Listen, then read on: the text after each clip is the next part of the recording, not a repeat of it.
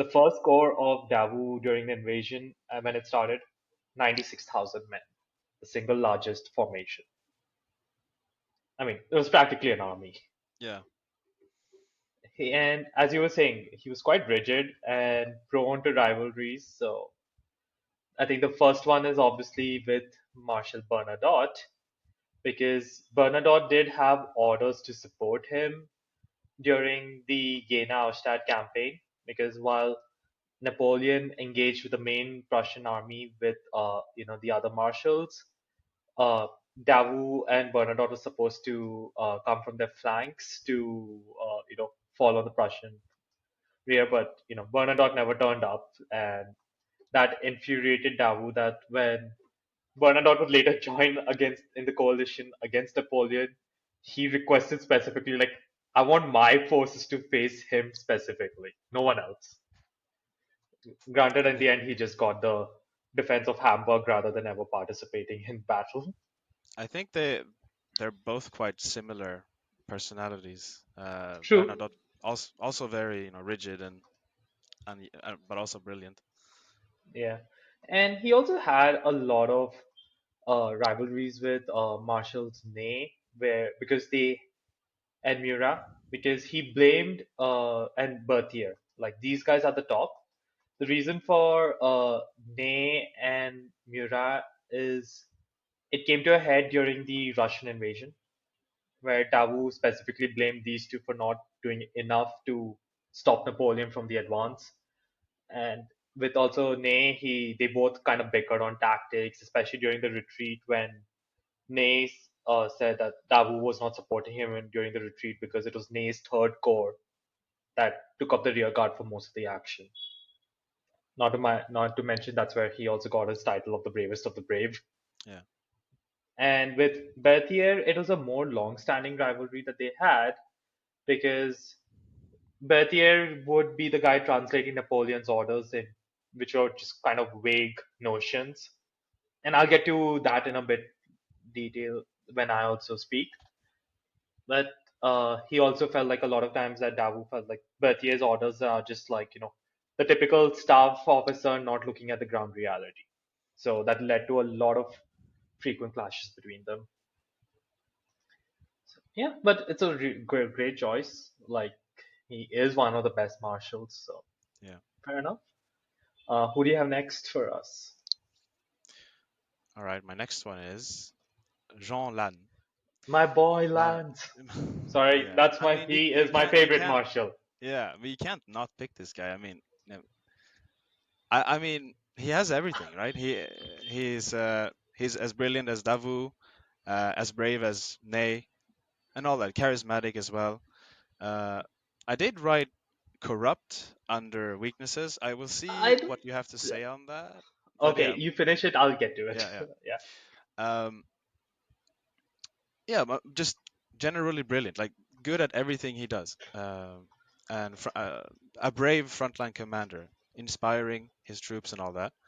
But he does have some of the same weaknesses as, say, Ney, which we will get into later. Both of us, right? Um, in that he can be or could be a bit impetuous at times, like foolhardy. I wrote just rushing in and he got himself killed.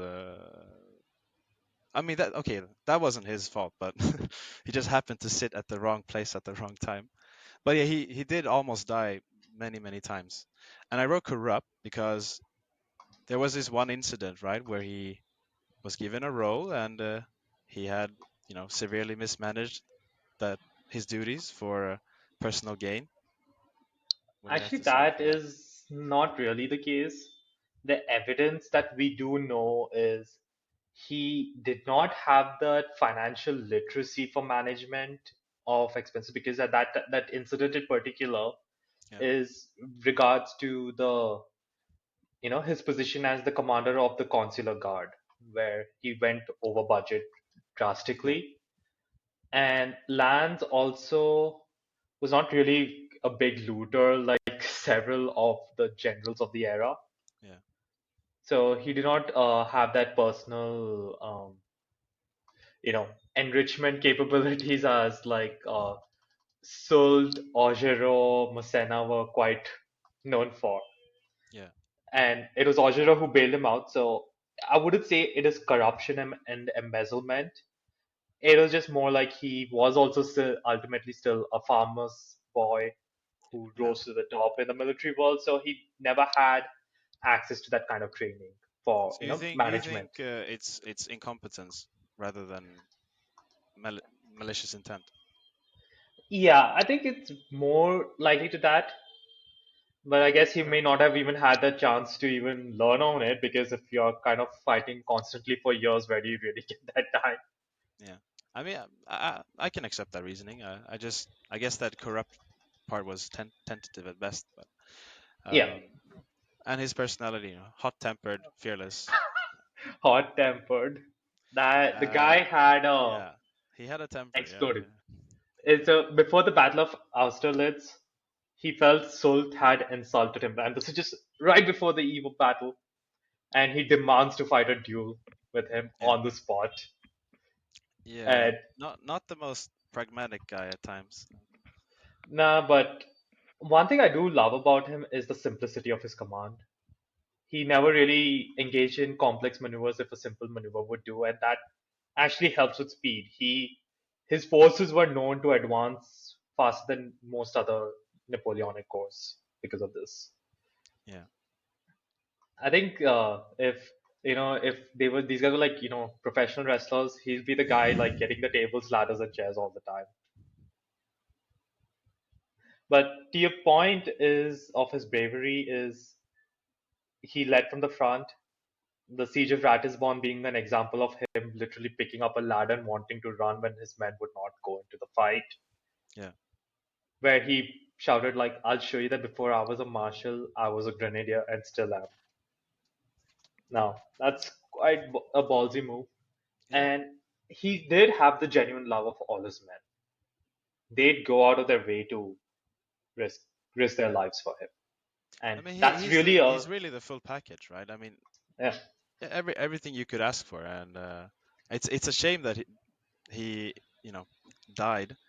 yeah. Not that it wasn't even due to his own recklessness or anything. It was just He just sat down, take a moment to chill, and then just a cannonball out of well, nowhere not just blows his legs out. well, not chill. He did lose like a friend, like literally a few Yeah, minutes ago, yeah, and it was a pretty painful death. But one of the greatest things of Napoleon's respect to him, the only guy who was allowed to address him informally, yeah. not Berthier, not Murat, Lannes. I So, wrote that he was a Bonapartist. Would you say that?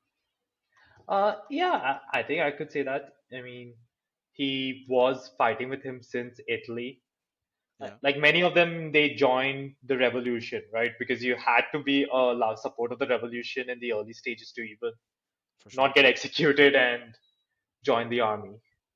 But he did have that huge personal loyalty to Napoleon that did come from the Battle of Arcolay. So that's where, after the battle, Napoleon did present him with a flag that he took into the battle. That's where, like, their friendship was forged. Yeah, I write Bonapartist not as in the modern movement, more as in personal loyalty to Napoleon Bonaparte. You meant to Napoleon's first empire Yeah. and regime. Yeah, I think that's fair. I would agree with that. Let's go So next next. one, or yeah, Yeah. Berthier, Louis Alexandre Berthier. Um, he will feature in both our lists. But strengths, organization, logistics. I mean, he was the organizer, um, the a genius chief of staff. Weaknesses, anything else. That's his weakness. He can't do anything else but that. You put That him in is charge true. of an army, and he's like, help, help. That um, was pretty much yeah, the War of the Fifth Coalition when yeah, Archduke Charles advances and the French army in Germany, which was at that time under Berthier's command, was in disarray. yeah. And it's just like takes Napoleon to come over, take supreme command when the situation stabilizes. He needed his husband to come rescue, and I don't say that as in like he was called Napoleon's wife. I mean, Oh yeah, it was. They pretty much traveled all together, all the yeah, time together in the same carriage because the amount of logistical planning that these two spent. it should not be underestimated. Yeah. I think, Um, Craig, you and I have always advocated, right? The supplies and logistics of armies is way more important than not just the tactical brilliance. And Yeah, and Berthier is the guy that, unlocked that potential. it's completely overlooked. And this is the historical time period when like command over logistics for field commanders especially, it's much more complicated than in previous centuries. It's like it's exponentially boomed. So yeah.